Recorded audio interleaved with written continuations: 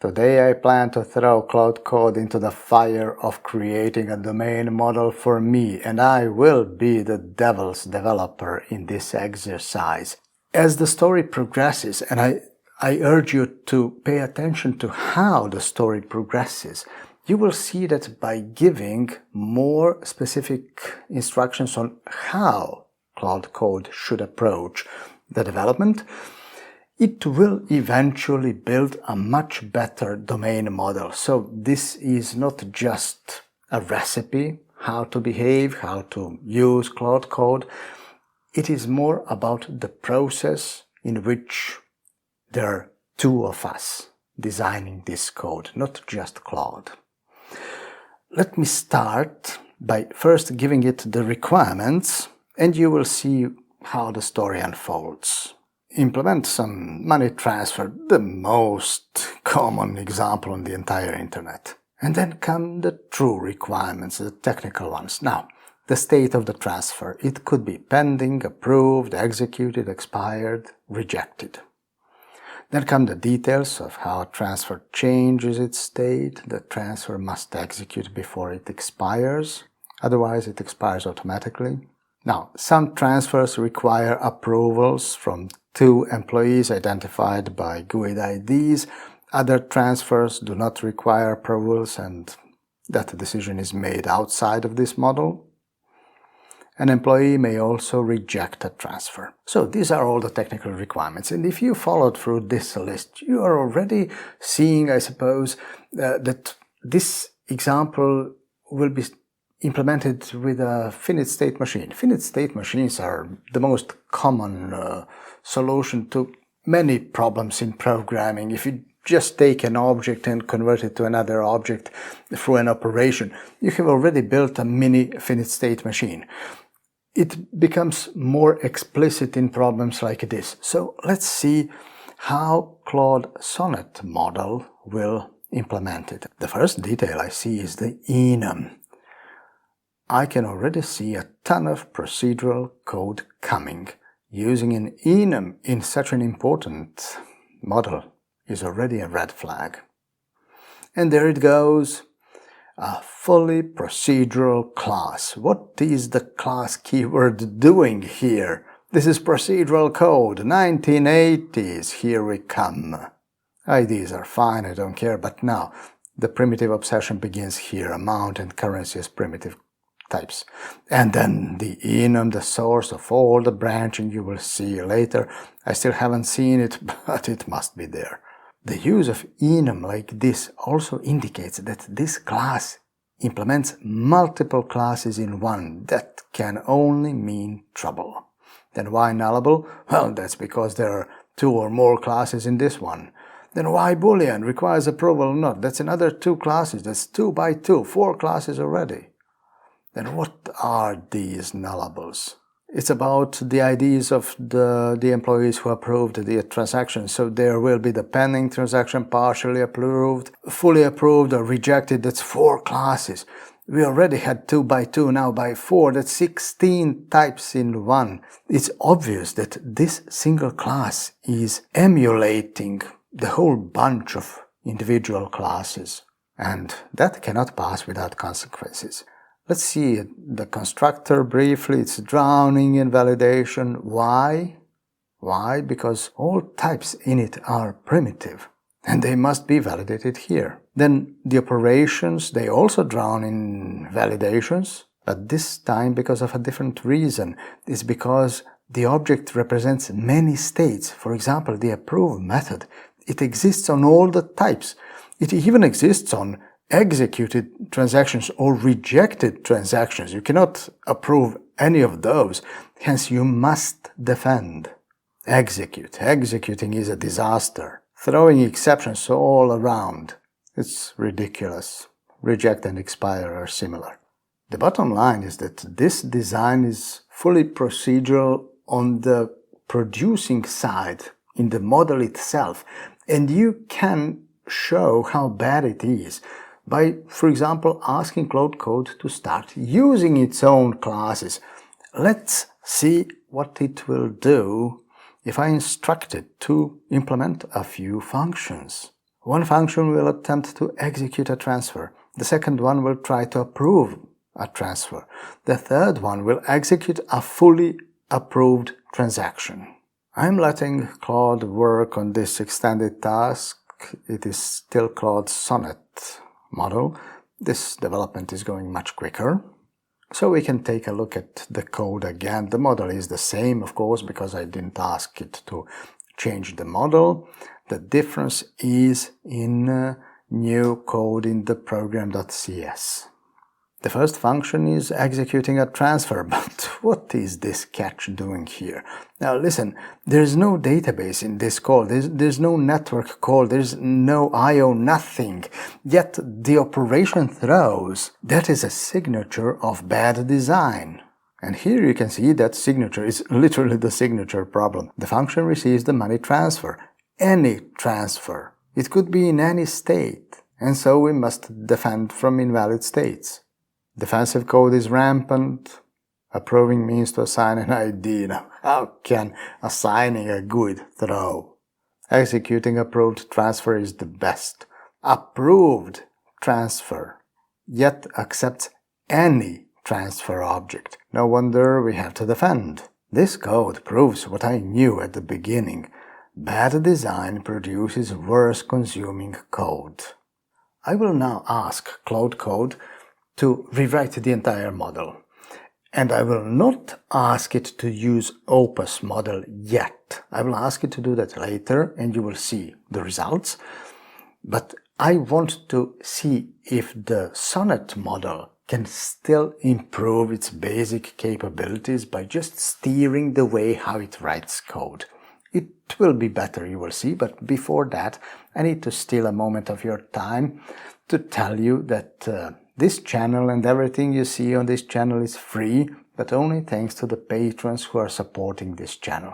So if you like what you have learned in this video or other videos on this channel, then please join me on Patreon and help me maintain this channel free forever. That will give you access to the source code of this video and all other videos, and that will also give you access to some discounts and other goodies I occasionally post on Patreon. Thank you for your support. Now let's see what we can do. Back to the drawing table. I will ask Claude to rewrite the model. It will need to observe certain principles. 1. Make invalid states unrepresentable. The greatest problem I had is that invalid states could be represented with an object. I don't want that to happen, because if that can happen, then I must put ifs and try-catch all around whenever I use such objects. I just don't want that. Then tell it to use the latest C# syntax. This should be a part of Claude MD already. Anyway, it did use the latest C# syntax so far as I saw it, but it did it in a very sloppy way, which I didn't like at all. Therefore, I will tell it to be less verbose, if possible. Inflated code is a sign of deficiencies in design. Now there is a trick. By seeking shorter code, you're also forced to simplify and streamline the model you're developing. It's psychological. So why not start poking with Claude's brain a little? Something comes to my mind, let's spice it up. Don't act like you are paid by the volume of tokens. Ouch. Did I say this? I better delete this before I get caught. This will be enough. It's running. It's running and it will be running for some time. Fast forward some 4.5 minutes later, it's done. We can take a look at the new code. I have some good news. Enum-based state machine is gone. That is very good. Second change. Common data are now in a separate type. All variants of the transfer have these data, so why not keep it in a dedicated type? I really didn't expect to see this, but it's really nice. But some old problems are still here. Why is ISO standard currency validated here? And a Boolean flag? Well, that is funny. There you go. But alright, we can survive this level of issues. It's not critical. A much greater issue is this. All this defensive code and throwing exceptions is because the invalid state is still representable and I asked not to be. It may have to do with the training set because so many programmers say make invalid state unrepresentable but have no clue how to do that. And now the entire LLM was trained on bad data. That could be the answer, I don't know. The good thing is that state-based subtypes are now here. And one of the positive results is this. Pending and partly approved transfers are the only ones that have the approve method. That is exactly what I want to see in a good design. So this is substantially better than what it used to be. Anyway, as I said, I could survive with this design. It would take a couple of minutes only to fix simple details. This is generally good. This is what worries me much more. Checking the time kind. It must be UTC, of course, yes, but it means that time can represent invalid state now.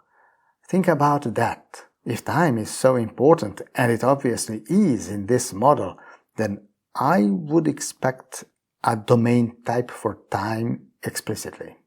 So again, the ultimate test. Even though the model is much better, it still fails to provide simple consuming code.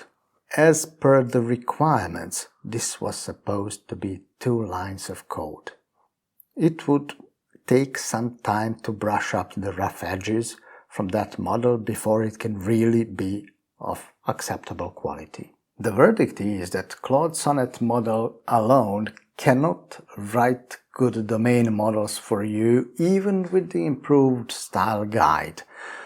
To tell you the truth, in my projects, I'm mostly writing models myself, manually, like in the old days, and then when I'm done with that core part of the model, then I leave Claude Code to do all the rest, like infrastructure, persistence, UI, transfers, everything. It's like 10 times more code than what I wrote manually, and I really don't care to look much into that. Of course, I do check the persistence. I'm very keen to know how it did it, and I often have something to say about it. But when it comes to writing the domain model, Claude Code wastes more of my time than it saves. So that's how I use it. Anyway, there is that question of Claude Opus model.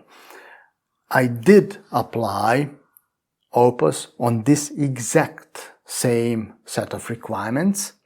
What it did on the outset was only a tiny improvement over the first code you saw with the enum and nullable and Boolean stuff and everything. So it repeated the entire bad design. The improved prompt led to a much better design, which I will just briefly show you. It took some 7-8 minutes to complete. The difference is more versatile types this time and a streamlined model. The finite state machine is much better now and it is easier to manage, though some remnants of procedural design are still here. Type is used as a branching target. That's really not how they should be used in switch expressions. This could be done better, but it's not a showstopper. I would accept this code. This looks much better. It was the second attempt with Claude Opus that eventually brought me here. So that could be the recipe. It remains that I am very keen to see good design models, and since both Sonnet and Opus are wasting a lot of my time in that part, I will probably keep writing the core of the models myself, because I know what I want in my software, and then let Claude to design everything around that, where I see it much more confident. It's much more confident when it analyzes code than when it synthesizes it. I'd like to hear about your experiences. How do you write your domain models in your software? Don't tell me that you are just accepting what Claude generates.